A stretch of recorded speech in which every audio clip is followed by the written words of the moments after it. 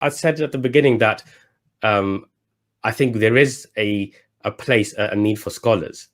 And the question was, well, what is that then? Because we talk about how we shouldn't. But I'll come on. To explain that, can I just explain just one other thing, the way I sometimes explain it to people? Go ahead. And if you give me, let's imagine the Qur'an is like an ocean, right? It's a bottomless ocean. It's like an infinite ocean, right, in depth. Okay, and what Allah's saying in the Qur'an is that come into the ocean, study the Qur'an, come into the ocean and discover the beauty of my creation. Right. Discover it. And the deeper you go, the more you will discover, and the more valuable the pearls you will find, the pearls of wisdom, the pearls of knowledge. This is how I see the Qur'an now. I mean, this is how the Qur'an, when you study, you start to see things differently. So if you think about it, so it's an ocean. Now, what most Muslims do is that they are sitting on a boat. Imagine sitting on a boat on an ocean, and they're looking at the ocean, and they know it is from God, and they know inside it is Allah's blessings. Right. Okay, but what they do is they marvel at the wonder of the existence of the ocean. They marvel that there is a Qur'an that's been revealed. Right. Okay. They don't go in and swim. They don't swim.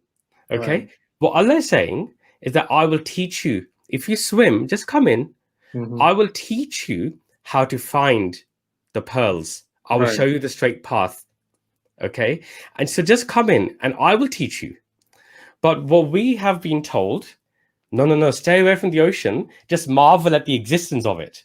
Right. Okay. No need to. Other people will swim. That's fine. Okay. So we do not swim. Now, this is where the point. Okay. What do we need then? So, what do we need? Scholars, or what do we need? In my mind, what we need is to be given the tools to understand the Qur'an. Right. In other words, we need someone to just tell us how to start swimming. Right. To someone to say it is an obligation on you to swim. Right. So here's how you swim. We'll show you how to swim. Give you the basic tools of swimming. Right. We need someone to give us the basic tools of understanding the Quran. So, for example, if you don't know Arabic, we need an English translation. That is a tool. Right. Okay. So we need the tools to understand the Quran. Now, when you start to swim, what you find, because I've been researching the Quran now for over 20 years, when you start to swim, you love it because it gives you a completely new perspective of life and this world, everything around you. That is true. Yeah. And the more you swim, you start to go deeper and you learn how to swim better and better and better. And you unearth more and more pearls and you discover more of Allah's blessings. And you say, oh, I want to go deeper. And you want to give more and more time to it. Right. Let alone there isn't enough time. You make time because you say, I'm absolutely loving this. This is doing wonders for me and my life. Right. So you go deeper. Now, if you ask, okay, where do you need scholars? So for me, scholars means specialists in particular fields. Right. Okay. I think there is a role for specialists. So we need specialists who can help us to understand how to understand the Quran from the Quran, for example. So if someone's been doing it for many, many years, we need that person to help our 18-year-old person to start to navigate the way around the Quran. Okay, we need scholars who understand the Quran from the Quran, but also we need scholars who are scholars are scientists. If you understand the Quran, the real scholars are people who are at the top of the field, whether it's science or arts, right? So people who are, it could be medical. Discovering things. Inventing. Exactly. Geological specialists or astrological specialists, biological specialists. We need specialists in all fields, philosophical specialists. These specialists, what we need them to do is to form a think tank and help us to see how to apply the Quran in today's environment. Right. That's what we need scholars for. People who are specialists in the field that say, this is how this can be applied to answer our most difficult problems in today's environment. So, for example, me sitting in Britain, the day-to-day really complex issues that we face are around things like environmental issues, Right. racism, homosexuality. Right. These are really our day-to-day issues that we face today. How to regulate the internet and the knowledge on it, right? We need specialists in fields to help common people, right, to understand how can the Qur'an be applied in today's environment for those very difficult, complex problems. right. But then because everyone knows how to swim a little bit, they are responsible for making sure they understand and they agree with that. Right. Critical thinking is important. Right. Right. It's very important. So this is how. So I think scholars are those who help us to swim further down. Right. So not everybody can swim very deep.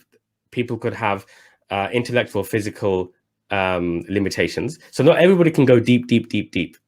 Exactly. We need scholars to help them to say, hey, why don't we help you? Or if you can't come this deep, we will discover those pearls. I will tell you what we found. I will discuss it. I will talk about it, and you can critique it. Right.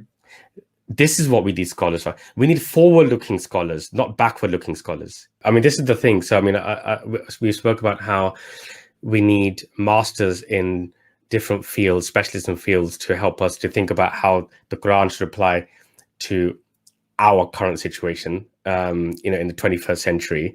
We spoke about how we need to be given the tools to swim, to understand the Quran. But this is the other thing. We need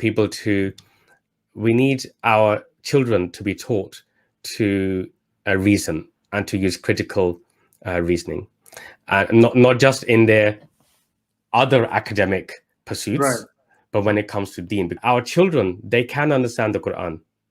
They need to be given the tools, and they need critical thinking. They need logic, and they will understand, and it will make sense.